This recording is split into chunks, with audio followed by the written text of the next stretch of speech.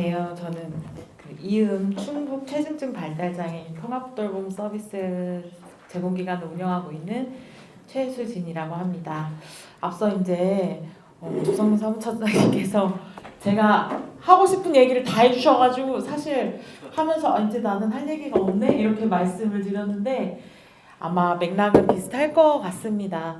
그리고 실제로 이제 조금 찔리는 부분은 뭐 제가 직접적인 연관이 안 돼 있다고 할 수는 없지만 저도 이제 보건복지부 산하 기관에 장애인 개발원에서 한 7년 정도 근무를 하면서 사실 이 서비스 지역사회에 어쨌든 저희가 탈시설 이렇게 얘기하지만 저희는 이제 지역사회로의 전환 이 준비에 대해서 굉장히 많이 고민을 했고 또 이제 저도 지역에 있는 발달장애인 지원센터에 근무하면서 서비스 변경 시범 사업, 이제 개인 예산제 도입을 위한 서비스 변경 시범 사업이나 또 이제 장애 등급제 개편 시범 사업 이런 거를 좀 진행을 했었습니다.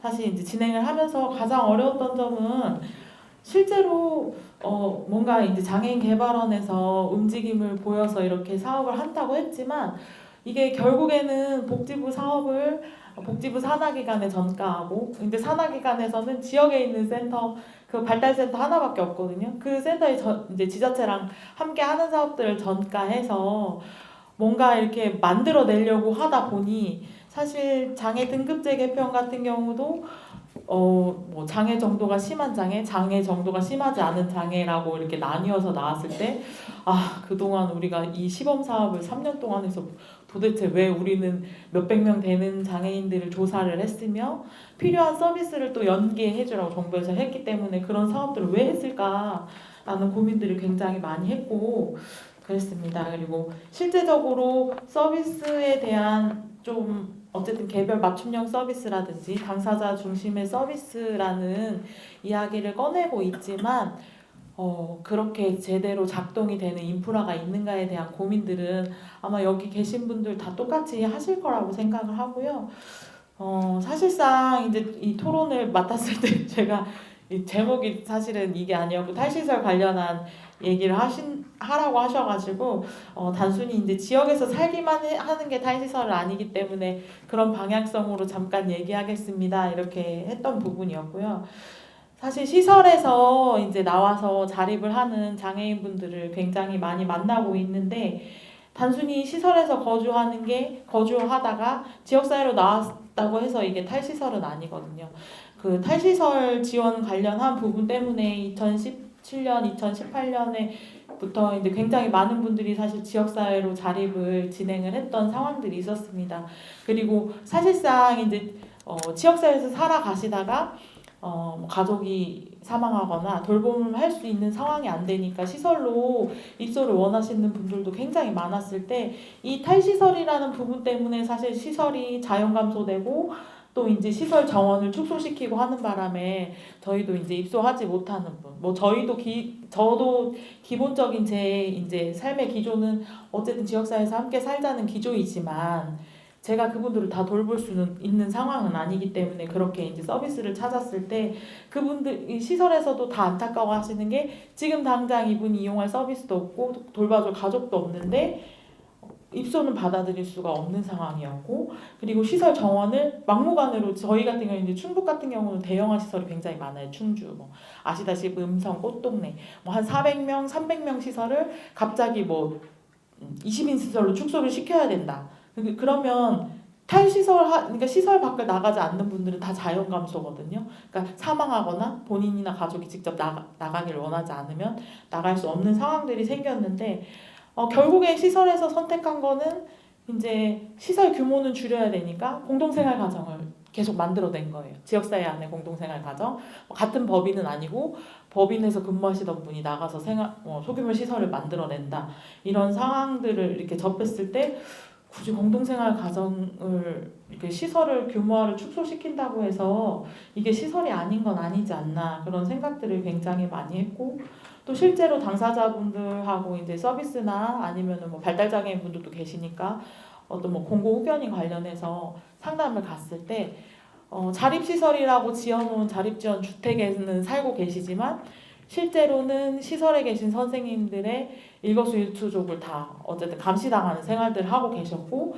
뭐 선생님이 왔다 갔다는 걸 말하지 말아달라 이렇게까지 얘기할 정도로 눈치를 보고 사시는 분들도 있었고 뭐 다른 시설의 이제 시설장님께서 내가 너 후견일을 하겠다 그러니 이렇게 신청하면 거절하지 마라 이렇게까지도 했던 사례들이 있어서 뭐 이제 후견을 취소하고 했던 경우들도 있었는데 단순히 진짜 시설에서 나와서 지역사회에 거주한다고 해서 탈시설이다 생각하면 시설 밖을 나왔을 때 시설에 계신 분들도 이렇게 시설 밖은 위험하다 얘기하시는 분들도 많을 정도로 저희는 너무 준비되지 않은 자립을 얘기를 했었고 실제로 저도 시설에서 몇 개월 근무했지만 시설과 자립생활을 했을 때 뭔가 내 뜻대로 이렇게 생활을 할 수 있냐 그게 아니었던 부분이 제일 저한테는 딜레마였던 것 같아요.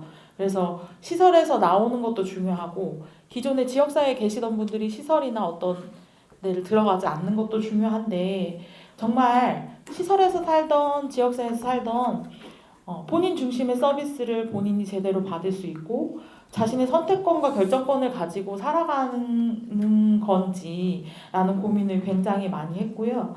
그다음에 아까도 뭐 이제 총장님 얘기해 주셨지만 지역사회에 있는 서비스들이 당사자 중심으로 맞춰져 있다. 우리가 개인 중심형, 당사자 중심, 맞춤형 서비스라고는 하고 있지만 사실상 이제 민간이 주도해서 만드는 서비스들이 더 당사자의 욕구 중심으로 가고 있고 실제적으로 예산을 받는 분은 예산이 적어서요. 서비스가 없어서요.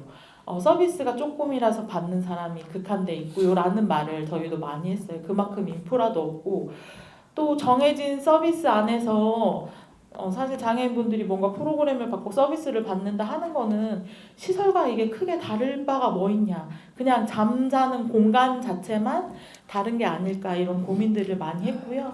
그래서 제일 이 하면서 생각이 든 거는 어쨌든 일상생활을 살아가면서 물론 지원은 필요하지만 간섭이나 뭔가 그런 부분을 받지 않으면서 살아가야 된다는 생각을 굉장히 많이 했습니다.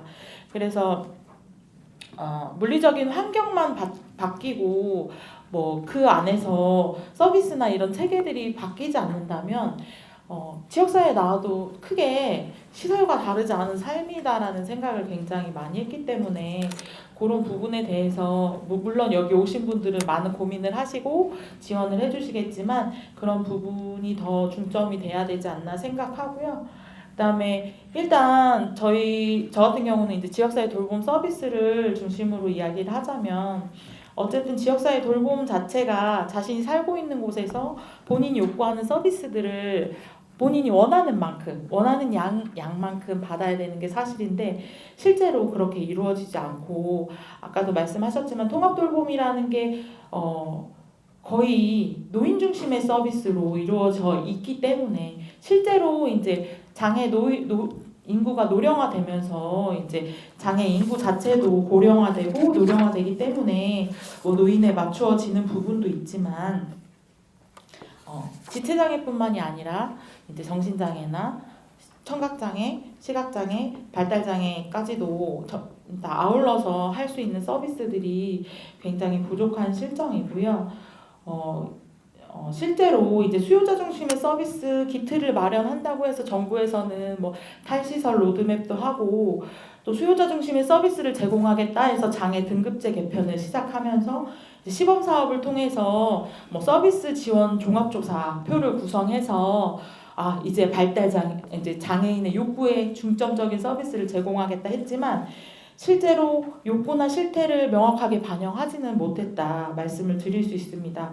국민연금공단에서 시행하는 장애 정도 심사나 또 서비스 지원 종합조사는 이제 기존의 의학적 판단에 의한 장애 등급을 이제 서비스 필요에 따라서 바꾸어 가지고 진행하자 이렇게는 했지만 실제적으로 서비스 지원 종합조사를 들여다보면 사실상 죄송해요. 제가 발달장애인 입에 너무 배가지고 장애인분들이 필요한 욕구에 대한 부분보다는 기능적인 부분, 전화를 받을 수 있는지, 뭐 의식주는 어떻게 해결을 하고 있는지, 이동은 어떻게 하고 있는지, 뭐 청소는 하는지, 뭐 이런 수준의 부분, 그리고 인지적인 부분이라든지 그리고 뭐 맨 마지막에 물어봐요. 필요한 서비스가 있을까요? 얼마만큼 받고 싶으세요? 라는 부분은 물어보지만 한두 번 방문해서 이분의 특성이나 욕구를 다 파악하기 힘듦에도 불구하고 정말 거의 한 번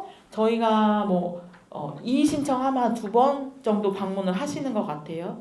결국에는 그냥 체크리스트에 체크하고 할 수 있다 없다 기준 조금 더 한다 기준으로 하다 보니까 실제로 그냥 이분 일상생활이 가능하다 안 하다의 부분으로 나뉘어져 있는 상황입니다. 그리고 실제적으로는 이 시범 사업을 통해서 했던 부분들은 이제 장애 등급이나 장애 정도가 중요한 것들이 아니라 서비스 욕구에서 시작해서 실제적으로 2022년도에는 이제 2020년도에는 이동 지원까지, 이동의 불편함을 해소할 수 있는 부분까지 해결을 한다고 했고 2022년도에는 소득이나 고용 지원까지도 단계적인 확대를 한다고 했는데 지금 2024년 말이에요. 근데 아직까지도 소득 및 고용은 이 서비스 종합조사의 구성에도 들어가 있지 않아요. 이동 지원이 2022년도에 들어가 있었거든요. 그렇다 보면 실제로 실상은 제대로 이 사업을 확대한다는 말은 진행이 됐지만 실제적인 실행은 이루어지지 않는 단계이고 실제적으로 당사자의 상황을 구체적으로 파악할 수 있는 근간이 되는 것도 의문이 되고 있습니다. 그리고 이제 장애 특성으로 인해서 이런 조사들을 하기 어려우신 분들이 굉장히 많으세요. 시지각 장애나 시청각 장애 그리고 발달 장애, 이제 자폐성 장애나 지적 장애이신 분들이 주일 텐데 조사하시는 조사원이 공단 직원 1명, 조사원 1명 요 정도밖에 안 되는데 실제적으로 그분들이 수월한다거나 점자를 잘 한다거나 촉지 수어를 한다거나 발달장애인하고 의사소통이 원활하게 이루어진다거나 물론 이제 공단의 직원분들이니까 열심히 하시는 건 알겠지만 그렇게까지 뭔가 상세하게 조사를 진행하는 부분이 아니기 때문에 거의 보호자 위주로 상담이 진행되고 당사자의 당사자의 욕구에 기반한 서비스를 제대로 조사하는 데는 어려움이 있습니다. 그리고 맞춤형 서비스를 제공할 수 있는 사실 서비스도 부족하고요. 민간이나 공공, 보건의료 그리고 복지 영역에서도 사실 이런 전달 체계나 네트워크가 제대로 구성이 되지 않기 때문에 지금에서 이제 발달장애인 거점병원이라든지 장애 친화 병원이라든지 그다음에 이제 장애 보건의료 서비스 관련한 부분들이 이제 협의가 되고 사업들이 이용되고 있고요.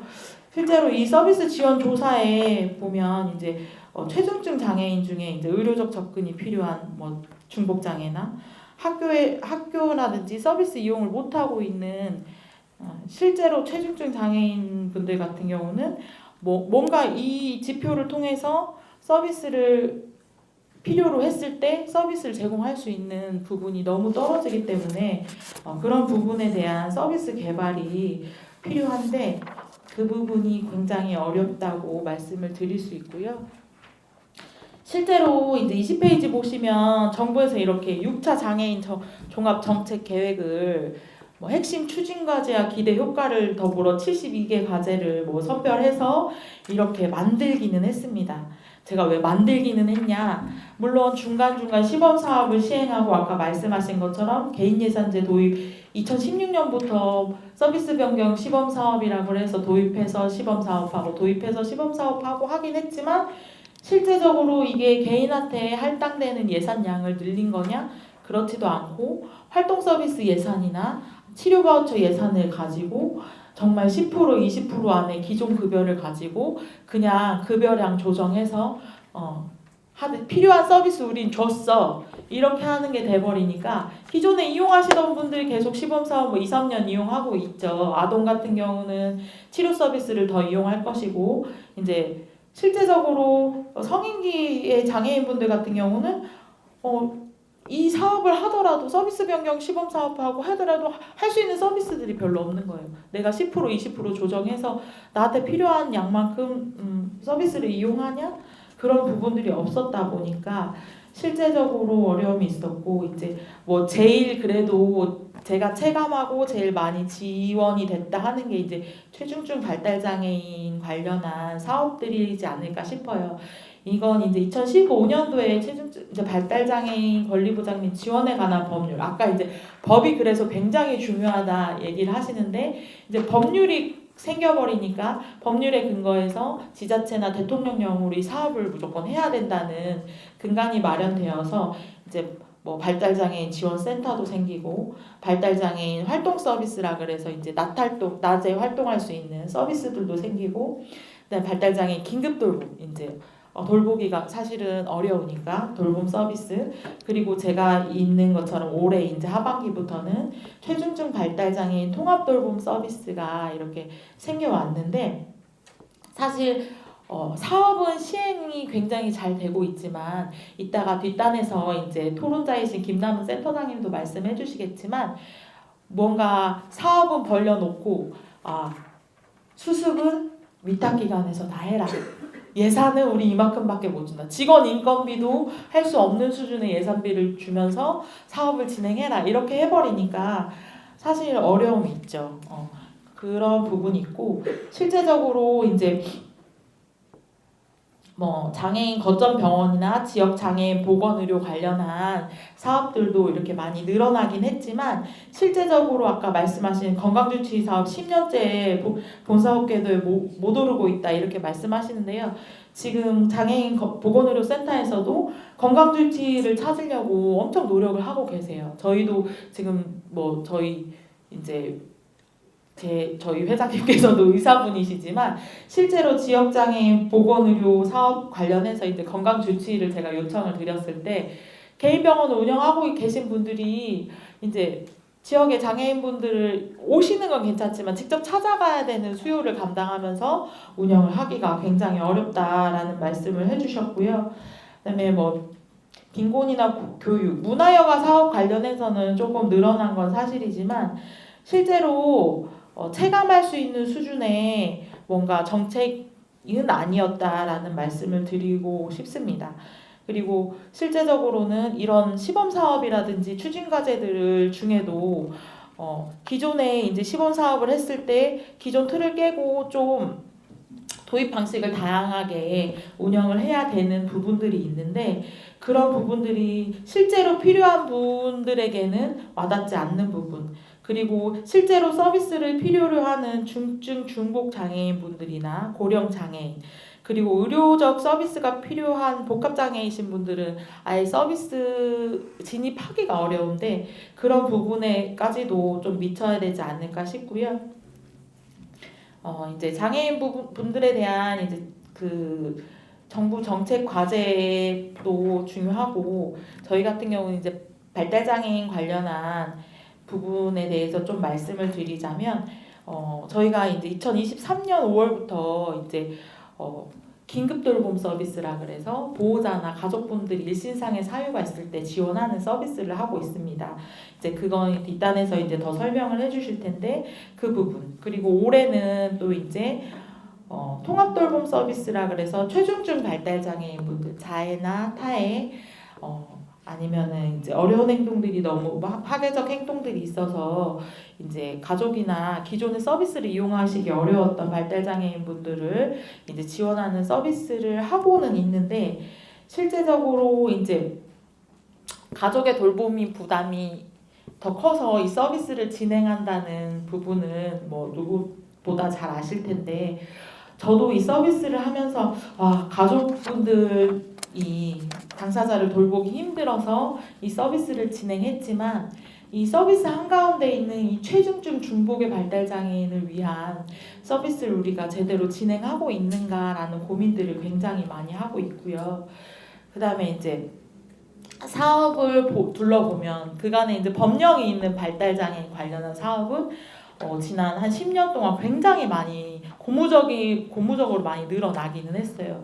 근데 실제적으로 그에 비해 이제 뇌병변 장애, 신체적인 지원이 필요하신 분들, 그리고 의료적 접근이 필요한 중복 장애이신 분들이나 체중증 장애인 분들 같은 경우는 대상에서 많이 소외도 되기도 했고요. 실제적으로 서비스가 많이 이루어지지 않고 민간 주도로 서비스가 진행이 되다 보니까 그런 분들의 대한 이제 지원이나 돌봄에 대한 부분도 더 고민을 해야 돼서 이제 계속 요구를 했더니 이제 복지부에서는 내년에 의료적 지원이 필요한 시설을 조금 더 간호인력이라든지 간호조무인력을 배정해서 한 2개 정도 우리가 의료적 서비스가 가능한 시설을 좀 지원하겠다. 요런 정도로 지금 하고 있는데 실제로 굉장히 많은 이제 요구들이 있었겠죠. 부모님들이나 이런 단체, 저희도 뭐 부모회, 장애인 부모 연대, 이제 자립생활센터 이런 요구들이 굉장히 많으니까 사실상 복지부도 이런 요구들을 좀 그냥 단순히 잠재우려고 달래려고 하는 서비스를 좀 만들어내는 게 아닌가라는 고민도 굉장히 많이 하기도 하고요. 또 그러면서도 꼭 필요한 사업이니까 꼭 필요한 예산이나 이 지원 수준을 좀 동일화했으면 전국이 좀 동일화했으면 좋겠다.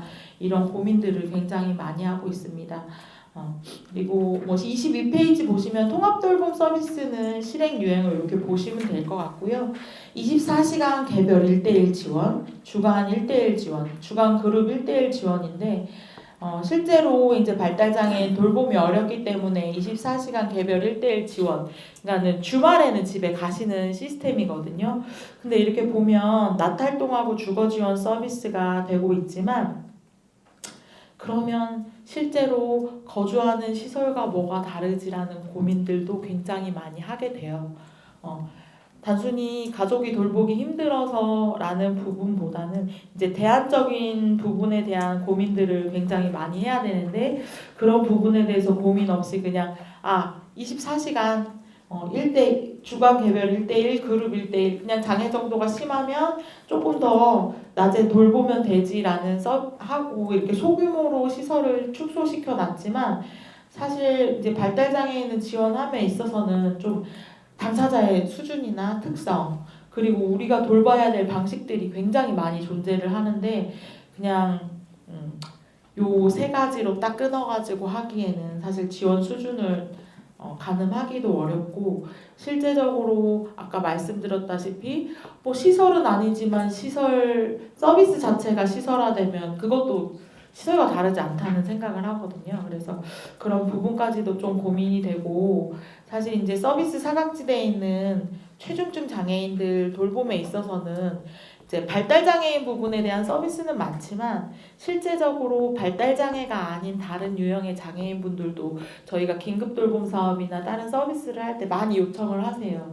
혹시 이용할 수 있느냐 뭐 하는데 실제로 저희가 지침이나 법령상 발달장애인분만 이용하실 수 있는 부분들이 있기 때문에 수요를 감당을 할 수 있는 게 없고 그분들이 서비스로 들어올 수가 없는 부분들이 굉장히 많은데 그런 부분까지도 사실 고민을 해야 되고 이거는 뭐 여기는 주무관님은 안 오셨겠지만 지자체의 의지가 굉장히 중요하다고 생각을 할 수 있거든요. 그래서 그런 부분에 대해서 좀 빠르게 대응을 해주시면 좋겠다. 그리고 통합 돌봄 지원 체계로의 기능을 좀 확대해 나가면서도 사실 이제 저희 긴급 돌봄 센터도 그렇고 긴급 돌봄 센터는 한시적인 지원이기도 하지만 다른 서비스들과 어떻게 맞물려서 좀 지원을 할지에 대한 부분이 고민인 거고 최중증 발달장애인 지원 사업은 3년, 5년 이용하면 저희 보러 이제 지역사회로 그분들을 전환을 시키래요. 근데 주간보호 이용하고 주간보호 3년 뭐 저희 3년 이용한다고 해서 이분들을 딱 지역사회에 내놓고 어디 가세요 할 수 있는 수준은 아니거든요.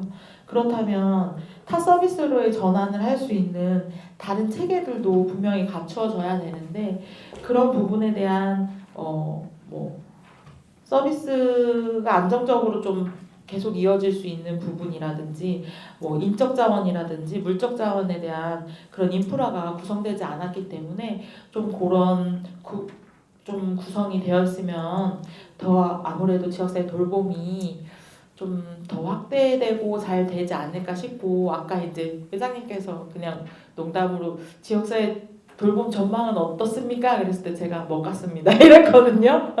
근데 사실 그래요. 저도 성토하자면 돌봄을 하고 있으면서도 참 이걸 지속해야 되나의 고민을 저희 법인이나 저 자체도 굉장히 이런 시스템으로 간다면 우리는 3년 안에 문 닫을 것 같다는 고민을 굉장히 많이 하거든요. 그래서 시스템의 변화라든지 좀 그 복지부랑의 이 소통 관계들을 조금이라도 더 개선시켜서 좀 성장된 돌봄 서비스가 될 수 있도록 저희도 노력할 거고 지역에서도 계속 목소리를 내주셨으면 합니다.